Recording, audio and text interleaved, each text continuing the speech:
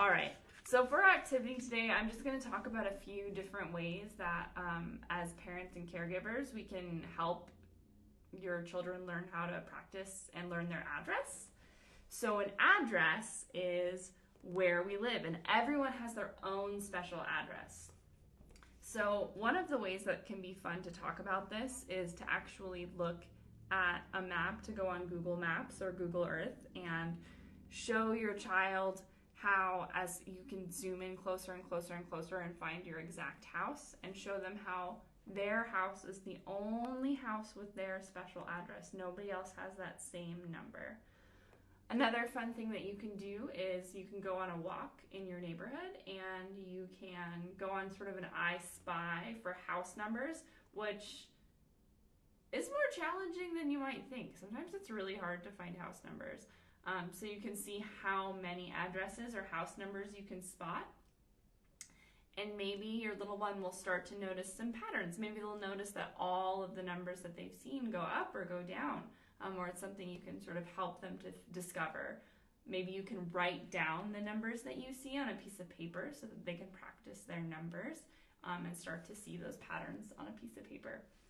Another thing that you can do is if your child is starting to learn to get ready for reading and writing, they're starting to recognize words, is actually make a little address puzzle, kind of like you would make a name puzzle. So I wrote each part of the library's address on these cards.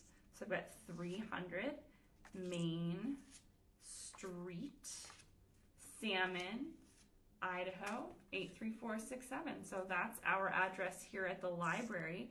And so these can help your child start to learn the different parts of an address and how every part is important because they tell the post office a different piece of information. And you can mix them up and see if they can figure out the right order. So even if they're not quite ready to write their own address yet or memorize it, this can help them start to get to know it because they practice putting the pieces in the right order. And it's a good opportunity to introduce vocabulary like town or city and state and zip code, which is a whole different story. Or, the type of street. And not everyone lives on a street. Some people live on an avenue or a hill or a lane. That can be kind of fun. So those are some different ways that you can think about addresses.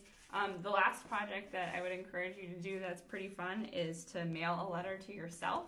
So you and your child can sit down and make a drawing together or write a letter to yourself in the future because you're going to get this letter in a few days, and then seal it up, put it in an envelope, and write your own address on the envelope. Take it to the post office, drop it in the mailbox, and wait for it to come. It'll actually travel all the way to Salt Lake City and back, which is kind of interesting, and you can show them a little stamp that says Salt Lake City to explain how our mail system works.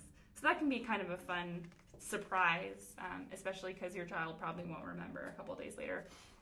All right, so those are some ways to practice your address. We always encourage to, when kids come into the library, if you don't have their own library card yet, when you fill out your library card application together, that's a good way to practice talking about and writing your address as well. So we look forward to helping with that bit of address practice. Thanks so much for tuning in today. Like I mentioned at the beginning of the story time, this will be our last virtual story time on Facebook Live, but we do have our entire collection of digital story times available, both on our Facebook page if you just want to scroll up and down, as well as we're trying to keep updated on our YouTube channel. So if you go to youtube.com and search Salmon Public Library, we do have a channel, and all of our Storytime videos as well as some other fun stuff live there, and you're welcome to subscribe and tune into those anytime.